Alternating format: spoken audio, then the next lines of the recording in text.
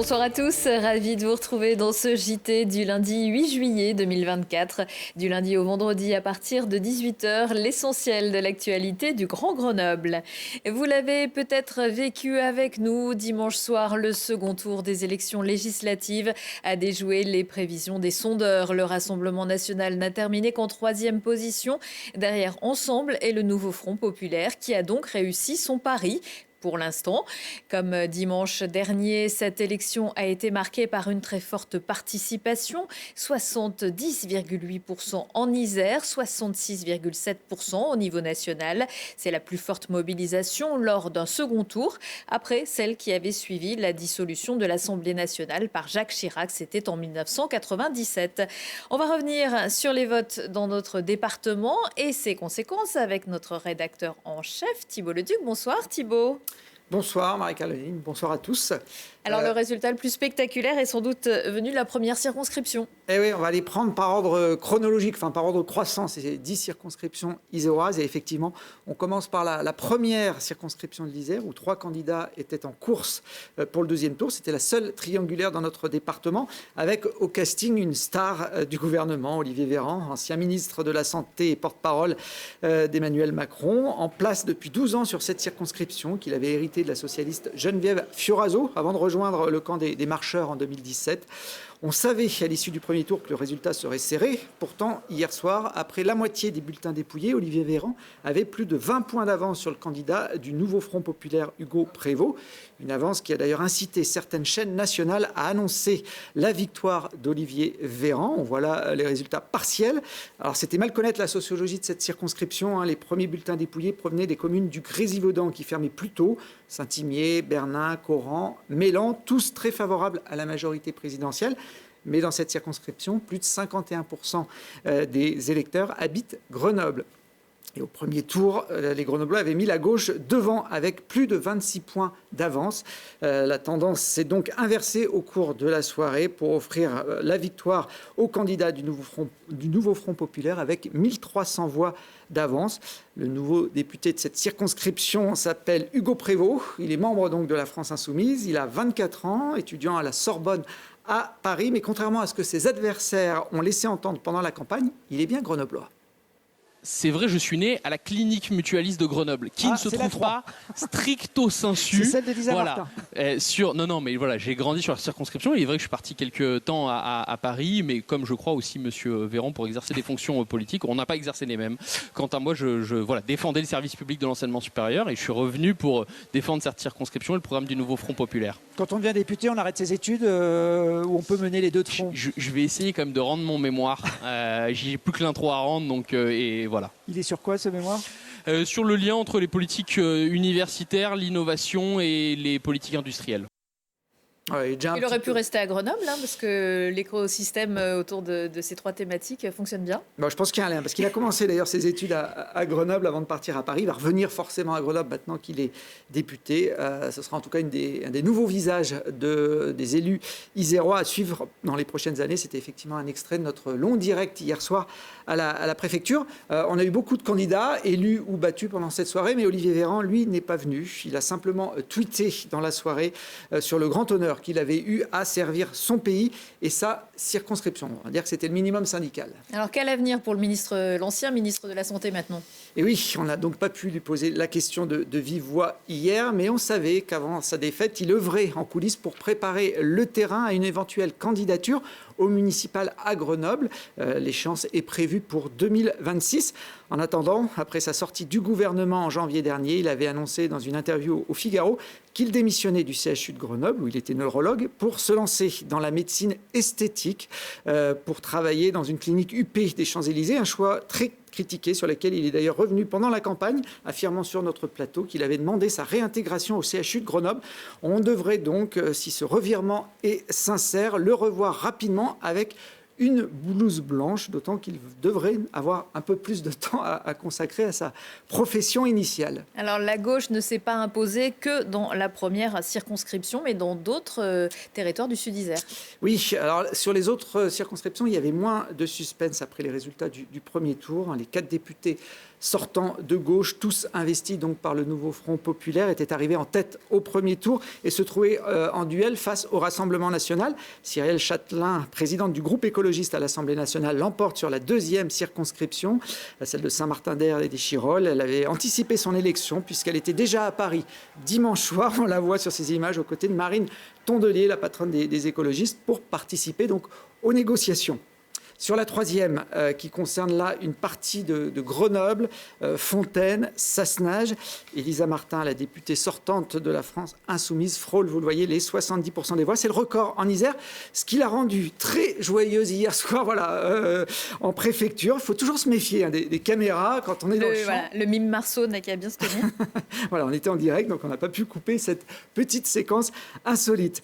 On enchaîne avec les zones de montagne et la réélection de la socialiste Marie-Noëlle Battistel sur un territoire qui englobe l'Oisans, la Matésine, le Trièves et le Vercors et une petite partie de notre agglomération. Et puis la réélection également de l'écologiste Jérémy Jordanov sur la 5e circonscription. Là, on est sur les massifs de Beldon, de la Chartreuse et les Valses du Dauphiné. Dans les deux cas, c'est une victoire nette, 60-40 pour les deux candidats de gauche. C'est aussi la continuité sur la 6e circonscription, même si ce n'est pas dans le même camp. Et oui, avec la victoire du sortant Alexis Joly pour le Rassemblement national. Il avait failli être élu dès le premier tour dimanche dernier. Il confirme donc son ancrage dans ce territoire situé le plus au nord de notre département. Il y a 2 ans, j'avais été élu avec à peine 650 voix d'avance et aujourd'hui, je crois que c'est à près de 14 000 voix d'avance, ce qui démontre que le travail que j'ai effectué portait ses fruits, même si effectivement nous sommes tous poussés par une vague nationale. Il n'en reste pas moins, j'en suis convaincu, que le travail que nous faisons, le travail de terrain, d'enracinement, d'être au plus proche de la population aujourd'hui, auprès des habitants, des maires, des entreprises, des associations, fait qu'aujourd'hui, le Rassemblement national ne fait plus peur dans le Nord-Isère. Alexis Joly a donc été réélu dans la 6e circonscription. C'est le cas aussi d'Yannick Neuder dans la 7e. Et oui, mais contrairement à Alexis Joly, le député sortant LR avait été devancé de plus de 15 points au premier tour par un candidat RN parachuté sur cette 7e circonscription. Alors, grâce au désistement de la candidate de gauche qui pouvait se maintenir en 3e position, mais qui a appelé à voter pour Yannick Neuder, celui qui est également le patron des Républicains en Isère, a renversé la tendance et sauvé son siège à l'Assemblée nationale. Cette élection permet de montrer que l'ancrage territorial a encore un sens, que des élus de proximité ont encore un sens et que même si on n'est pas élu par tout le monde, le fait de au quotidien travailler dans l'intérêt général, dans l'intérêt de tous peut être salué. Donc moi je crois que surtout c'est la victoire des démocrates, de l'arc républicain qui a voulu justement barrer la route au Rassemblement national. Et on termine ce tour d'horizon avec 3 nouveaux députés sur les 8e, 9e et 10e circonscriptions. Ça fait 4 avec Hugo Prévost. Eh oui, c'est le Nord-Isère qui renouvelle le plus effectivement ses élus. Sur la 10, une circonscription qui s'étend de l'Est lyonnais jusqu'au pont de Beauvoisin, passant par Bourgoin-Jallieu. C'est le patron du Rassemblement national en Isère, Thierry Pérez, qui l'emporte. Il a 55 ans, il vit à Limbin, dans la vallée du Grésivaudan, et travaillait jusqu'à maintenant au Conseil régional d'Auvergne-Rhône-Alpes. Dans la 9e circonscription qui s'étend du Pays Voironnais jusqu'aux frontières de la Drôme en passant par Saint-Marcelin, c'est une candidate insoumise qui remporte le duel face au RN. Sandrine Nosbé, une Voironnaise de 51 ans, gestionnaire de paie dans un cabinet comptable, a bénéficié du désistement d'Élodie Jacquier-Laforge, qui était la députée sortante, qui avait hésité à se maintenir et qui finalement s'est désisté au profit de la candidate de gauche. Et puis dans la 8e, du côté de Vienne, ça permet un peu de réviser sa géographie, ses circonscriptions. C'est Hanan Mansouri qui l'emporte, une candidate qui a été présidente des Jeunes Républicains en Isère il y a encore peu de temps, qui avait donc choisi de suivre l'alliance d'Éric Ciotti avec le Rassemblement national. Le chef des Républicains aujourd'hui, il n'y en a qu'un seul et c'est Éric Ciotti qui a fait le choix de cette alliance-là. Il est discuté. Pour l'instant, mais en tout cas, il y a eu quand même plusieurs tentatives d'essayer de faire tomber Éric Ciotti. Ça n'a pas fonctionné. Et au-delà de ça, ça me désole un peu que notre parti, que notre famille politique, les Républicains, soit encore dans ces jeux-là de à qui appartient telle fédération. Aujourd'hui, moi, ce qui m'importe et ce qui importe aussi à Éric Ciotti dans ce choix-là, c'est vraiment de pouvoir faire gagner nos valeurs face à une extrême gauche qui, on le voit encore aujourd'hui, est très puissante et très dangereuse pour le coup pour notre pays, et c'était vraiment le seul enjeu qu'il y avait. Voilà, Anne Mansouri, c'est la Benjamine des députés isérois. Maintenant, elle a 23 ans. Elle aussi, comme Hugo Prévost, elle est encore étudiante. Elle va sûrement mener de front les deux carrières pendant un petit bout de temps. 10 députés, 4 nouveaux élus, tu l'as dit, donc 6 anciens forcément. On peut voir la carte aujourd'hui, la répartition. Alors, il y a aussi une répartition nord-sud, droite-gauche qui est assez explicite sur cette carte. On a 5 hommes et 5 femmes. Là aussi, on respecte une belle parité en Isère. 3 circonscriptions donc pour la France Insoumise, 2 pour les écologistes, 1 pour le Parti Socialiste, et puis 3 pour le Rassemblement National et 1 pour les Républicains. Alors que ce soit en Isère ou en France, le nouveau Front populaire est donc arrivé en tête, mais il est loin d'avoir la garantie de pouvoir gouverner. Et oui, sans majorité absolue, on l'a vu depuis 2022, c'est pas simple de faire passer des lois à l'Assemblée nationale. Alors il y a 2 options qui semblent se dessiner au sein de cette union de la gauche. La première, c'est la députée insoumise Élisa Martin qui nous l'expliquait hier soir sur notre plateau à la préfecture. À l'Assemblée, chacun prendra ses responsabilités. Par exemple, nous ferons dans les mesures d'urgence une proposition du SMIC à 1 600 €. Eh bien, nous verrons bien. Nous verrons bien qui, dans ce pays, considère que les plus précaires et les salaires les plus bas doivent être augmentés, et ceux qui considèrent qu'après tout, 1 380 €, eh bien, ma foi, c'est suffisant pour vivre. Lorsque nous voudrons remettre en place un impôt sur les grandes fortunes, eh bien, nous verrons si qui, dans l'hémicycle, considère qu'après tout, ceux qui gagnent beaucoup et de plus en plus d'argent, qu'ils gardent de plus en plus entre quelques mains, eh bien, c'est normal ou ça n'est pas normal. Voilà, chacun prendra ses responsabilités. Voilà, ça a l'air simple comme ça. La députée LFI, Élisa Martin, défend en tout cas l'idée d'essayer de trouver une majorité sur chaque texte, alors que ses alliés de gauche, que ce soit Marie-Noëlle Battistel pour le Parti Socialiste ou Jérémy Yordanov pour les écologistes, sont sur une ligne un peu différente. Et moi, je ne suis pas favorable à un gouvernement qui joue texte par texte, qui cherche des majorités. Je crois que c'est plus clair, c'est plus stable, c'est plus dans la logique de nos institutions d'avoir une majorité large. Je ne dis pas que c'est facile. Je dis qu'elle doit se construire sur le programme du nouveau Front populaire. À partir de ce programme-là, en tout cas, il faut que les forces politiques s'entendent et il faut que nous tendions la main à ceux qui voudraient nous rejoindre dans un projet pour les Françaises et les Français. Soit on reste avec notre programme tout seul, et en fait, rien ne passe, soit on essaie de porter au plus haut les propositions que nous avons faites, et on essaie de convaincre la majorité d'autres parlementaires pour qu'ils puissent venir nous rejoindre. Et je crois que même de leur point de vue, c'est aussi la responsabilité qu'ils engagent aujourd'hui. Parce que si on échoue, dans 3 ans, il n'y aura pas de discussion. Ce sera le Rassemblement national. Voilà, il ne va pas falloir se tromper de chemin pour cette nouvelle union de la gauche, un chemin étroit, puisque même s'ils l'ont emporté, ils sont loin, très loin d'avoir une majorité absolue. Alors pour paraphraser le sénateur écologiste Guillaume Gontard, qui était à ma place sur ce plateau hier soir avec toi, Marie-Caroline, le chantier est immense, reste à savoir qui nommer maître d'ouvrage. Jean-Luc Mélenchon, qui reste un repoussoir pour une partie conséquente de la gauche, ne semble pas faire partie de l'équation, même si lui semble vouloir rester dans le jeu, puisqu'il a été le premier à intervenir hier après la publication des résultats. La nomination du Premier ministre est de toute façon la responsabilité du chef de l'État, qui nous réserve peut-être une nouvelle surprise. Ça me permet de faire un dessin, un petit clin d'œil à notre dessinateur maison, Clé de 12, qui a animé ces 2 longues soirées électorales qu'on a vécues ensemble. Ouais, on s'est bien amusé. Il en a fait près de 100 des dessins, Clé de 12, en deux dimanches.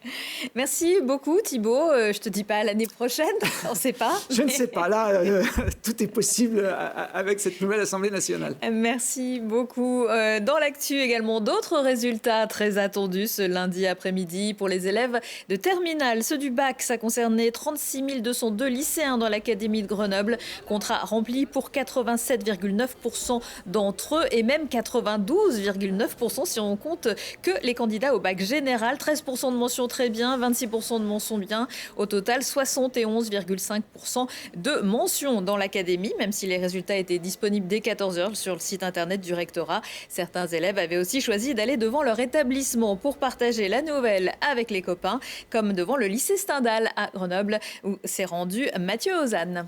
Là, on vient de découvrir les résultats et du coup, moi je viens d'avoir le bac, mention assez bien, ça va, même si je visais plus, c'est très bien comme ça. Ouais, franchement, je m'y attendais. La vérité, je stressais un petit peu parce que c'est un peu normal de stresser, mais sinon, je m'y attendais. Le bac, c'est un peu... c'est normal quand même. Ouais, j'avais une mention très bien, ça s'est super bien passé pour moi. J'ai eu 19 à mes 2 spé, donc mathématiques et physique-chimie. J'ai eu 20 en grand oral et 15 en philosophie. Ça s'est plutôt bien passé, je m'en sors avec la mention assez bien. C'est une petite déception de ma part quand même parce que je m'attendais à avoir un peu plus. Mais j'ai pas à me plaindre, j'ai mon bac, c'est tout ce qui compte en soi. C'était sur le théâtre élisabétain et c'était compliqué parce qu'on l'avait pas beaucoup vu en cours et on était un peu entre guillemets piégés, on s'est un peu senti piégés. On s'est tous demandé ce qui se passait quand on a regardé les sujets. Et j'ai eu une super note avec j'ai eu 16. Du coup, je suis trop contente. Et en HLP, c'est pareil, j'avais pas des très bonnes notes toute l'année, j'ai eu 16 au bac. Du coup, c'est trop bien, je suis trop contente. Et voilà. Plutôt bien, ça allait. Je suis un peu triste de la note de philo, je m'attendais pas à ça, mais au final, je m'en sors bien. Mais la mention très bien régale parce qu'au moins, il y a les 500 € de la région, ça c'est cool. Alors moi, en fait, pour le bac, j'avais tout placé. J'avais tout placé sur le grand oral. J'ai eu 10, j'ai délaissé les spé, j'ai eu 16 partout. Du coup, au final, j'ai eu mon bac, presque mention, c'est pas grave. Mais bon, on va manger du riz quand même ce soir, écoutez. Pas le temps de souffler. En tout cas, dans l'Académie de Grenoble, 2695 candidats devront passer l'oral de rattrapage. Ce sera dès demain, mardi, et puis jusqu'à jeudi. 4 mois minimum, c'est le temps prévu par le département et la préfecture de l'Isère pour reconstruire la route qui mène à la Bérarde. Le secteur est donc fermé aux touristes et alpinistes cet été et ne rouvrira pas avant les vacances de la Toussaint. Dans la nuit du 20 au 21 juin, près de 20 000 mètres cubes d'eau et de rochers ont emporté le hameau et plusieurs portions de la D530 ainsi que des ouvrages d'art. 8 coupures de route ont été comptabilisées, isolant aussi Venosque et Saint-Christophe. Pour reconstruire au plus vite, les engins doivent pouvoir travailler sans trop d'interruptions. La piste provisoire reste ouverte pour les usagers prioritaires, mais sur des créneaux spécifiques. Les eaux de l'Isère, dans sa partie urbaine en tout cas, sont beaucoup moins tumultueuses que le Vénéon, heureusement. L'Aviron grenoblois vous propose de découvrir la ville d'un autre point de vue en passant sous les ponts. Cet été, embarquez tous les mardis, jeudis et samedis soirs pour une descente au flambeau sur l'Isère en canoë, 5 km au fil de l'eau, de l'île verte au pont d'Oxford, une balade originale d'environ 2 heures. Les tarifs, réservations et toutes les infos sur le site canoë-grenoble.com. Ce petit coin de nature est le cadre idéal pour organiser une compétition de tennis. Balle neuve à partir de mardi pour le 7e tournoi du Riage sur terre battue, le 2e IFT du département, avec un prize money de 25 000 $. Une belle occasion de voir gratuitement des matchs de haut niveau. Plusieurs joueurs classés sous la 300e place mondiale et issus de 8 pays y participent.